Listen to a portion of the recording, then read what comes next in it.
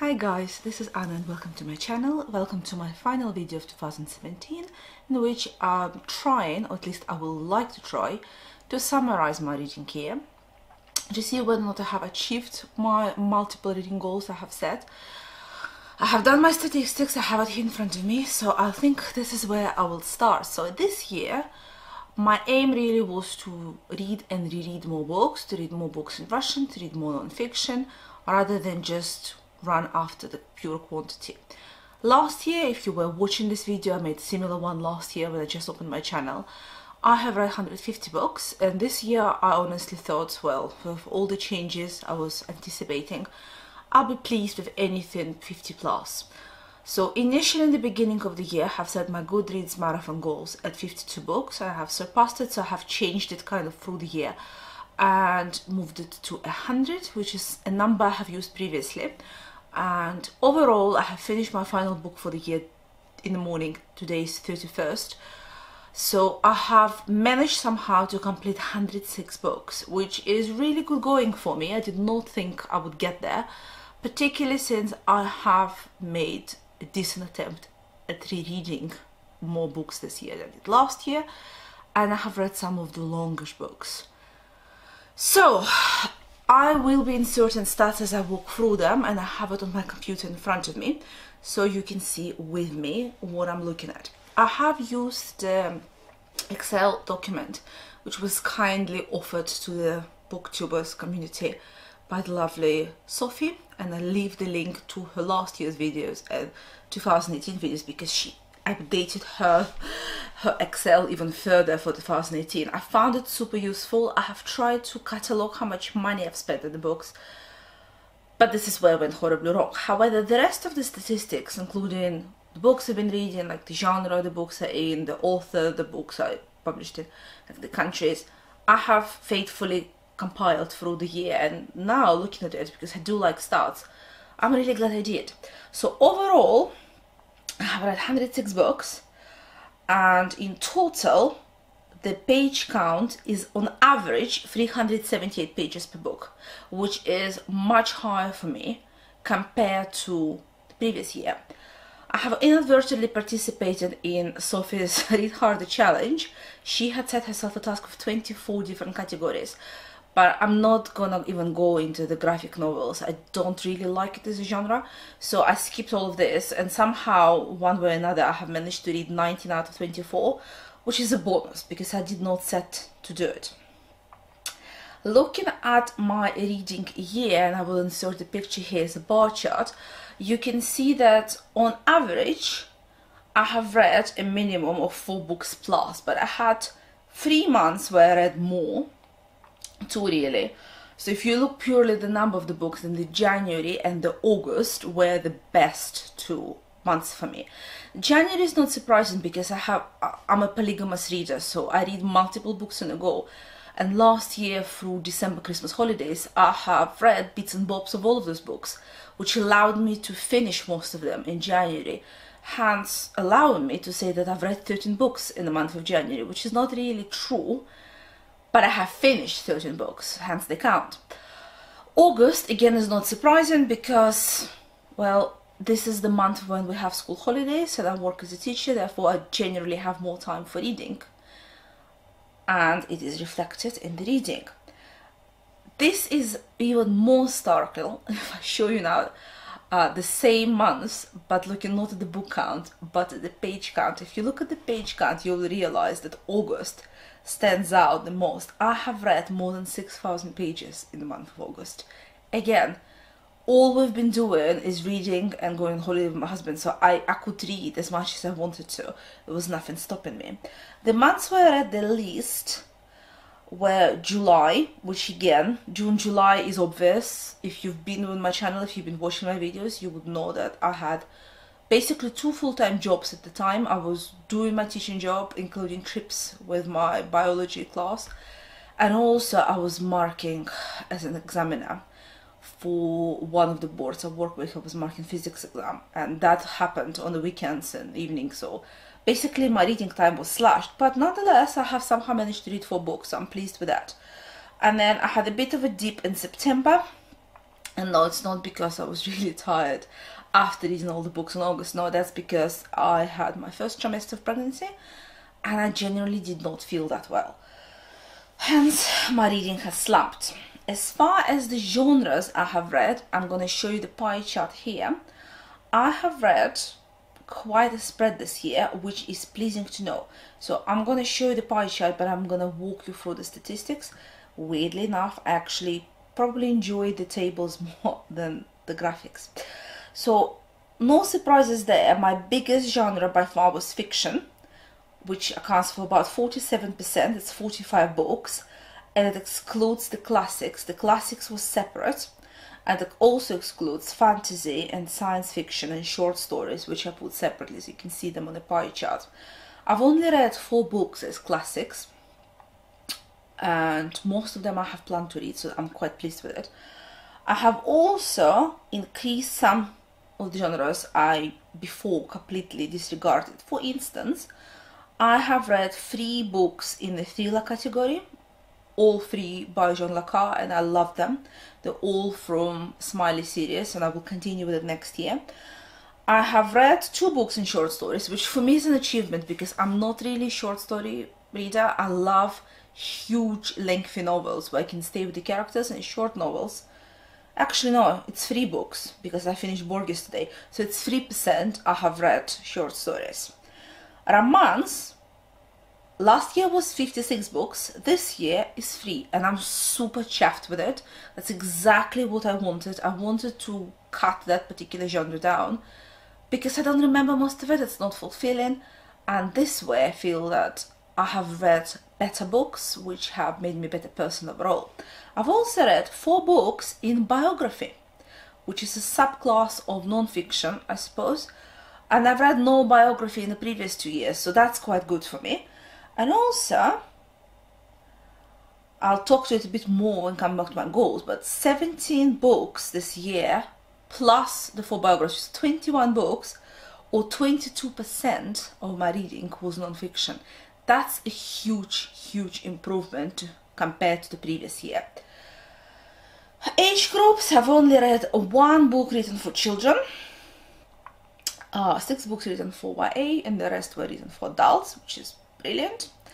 Really interesting to look at the page length. I'm going to show you the bar chart here. I love that particular feature. It's just interesting to see what it is we read. I've read 1 book which was more than 1,000 pages. That's War and Peace.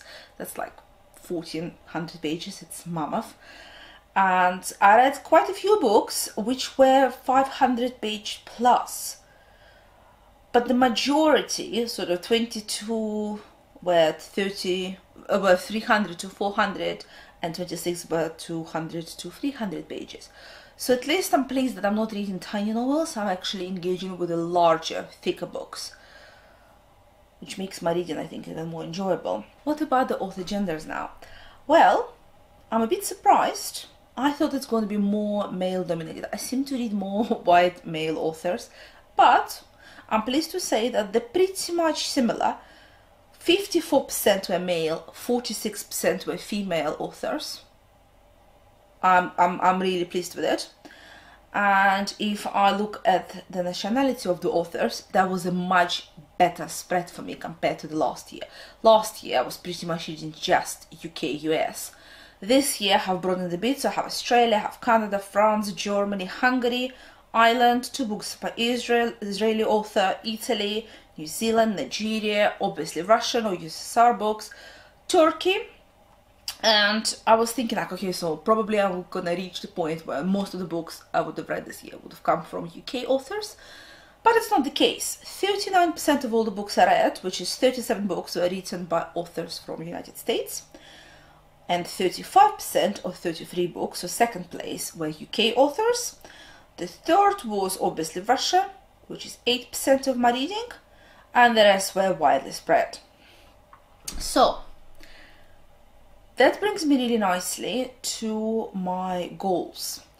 I had 4 main reading goals for 2017. I can tell you straight away that I have dramatically failed one of them. That was my Persephone challenge, which was a carry-on challenge from 2016, and I failed it then. I've read 0 books published by Persephone this year, and I don't know why. I think very early on in January I've just realized I wanted to read other books and I abandoned that goal. But I've genuinely tried to stick to the other 3. So my goal number 2 was to read more books in Russian.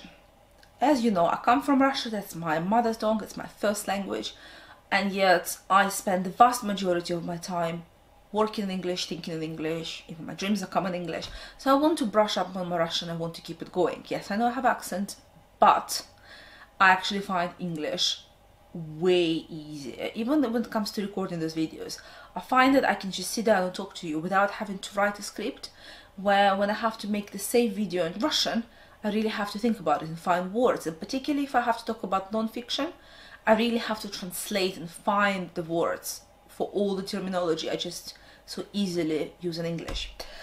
So last year, in 2017 or 16, I have actually read more books by Russian authors. About a quarter of my reading was by Russian authors. This year, that number has gone down. However, I still kept it up. So about 9% of everything I've read was in Russian language. That's 9 books. But those were the longest and probably the more mentally challenging books out of my entire year. For instance, that ties really nicely with my 3rd goal, which was all about rereading. I have reread War and Peace, all 4 volumes in full in Russian. I have reread 2 books by Dostoevsky, another classics, and I wanted to read more classics, so I've reread Bratya Karamazovы, which I don't even know if it's a rereading or if it is proper reading, because I have tried it at school, but I have not remembered anything. And Crime and Punishment, something I have not touched since school. So I've read all of this in Russian, I really fully enjoyed it. I would like to read more in Russian. I've read more Solzhenitsyn this year because, you know, last year, if you were watching my channel, I read Archipelago Gulag and I loved it. This year I read One Day from the Life of Ivan Denisovich, which I also loved, and I'm now going through his short stories. So when I record my TBR for January, you will see that I'm like kind of a 3rd way through the book.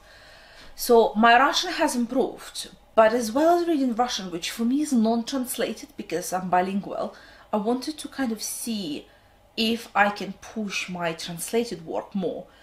And I have read 7% or 7 books out of the entire year, pretty much by translation. And that's from Hungarian, from Italian, which is new for me, new authors. I'm really, really pleased about it. I would like to push that further, and I will make a separate video with my goals for 2018.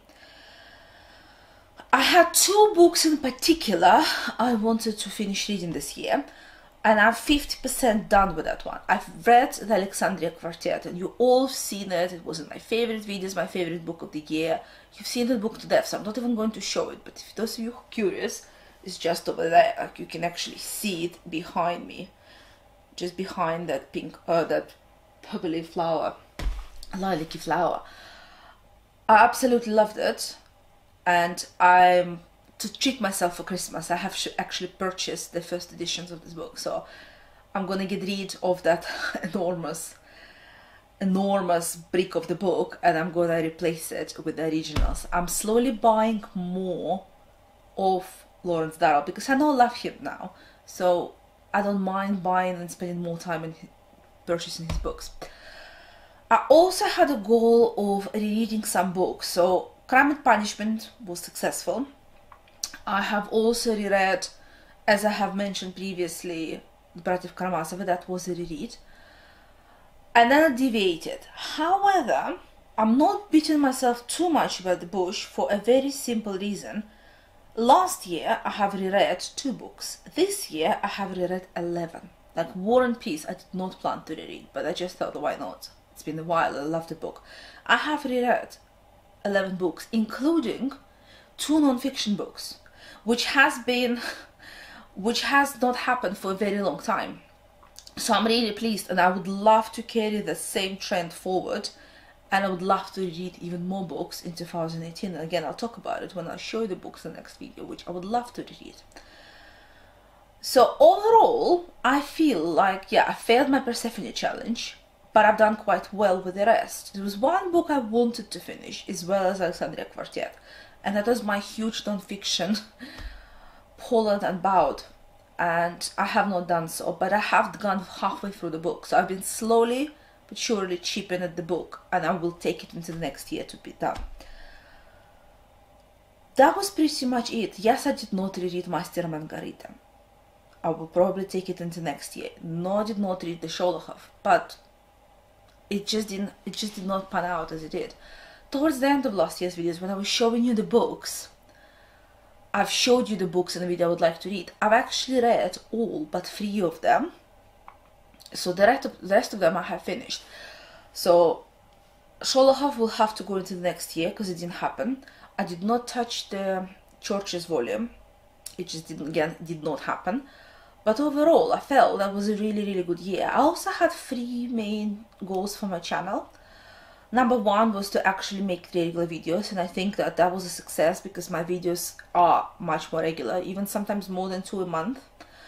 I wanted to keep on doing 2 languages, and again, I stuck with it, and I have done 2 videos, so bilingual videos, for every single one, with the exception of the presents from my grandfather, like my bookish inheritance, simply because all the books are in Russian, and 95% plus have not been translated into English, so there is no point. And one I did not do that well with was to do with the Goodreads. I wanted to write more reviews, and it just didn't happen for a variety of reasons. The main reason, however, for me is the fact that I struggle with giving number of stars to the book. I really struggle with grading them, which is another bit of statistics I wanted to show you. So if you look at the bar chart next to me, I will try to insert here, you can see how I have distributed my star rating this year. The vast majority of the book, well, not vast, like it's a bell-shaped curve. You can see that most books I have given 4 stars to. That's 36%. Then I followed by 26% being 3 stars, 24% being awarded 5 stars, 11% of the books I gave 2 stars to, and 3% of the books was only worth a 1 star for me. And if you watch my bookish disappointments, then you would have seen those books, because those are the books I included in the list. And I struggle with giving a star to the book, and I'm not going to go into detail because we've all been there this year. There are multiple booktubers who talked about it. How do you compare across genre? How do you compare fiction with non-fiction? How do you compare the author you have preference to with the author you just dislike? There's so many things that go into rating the book.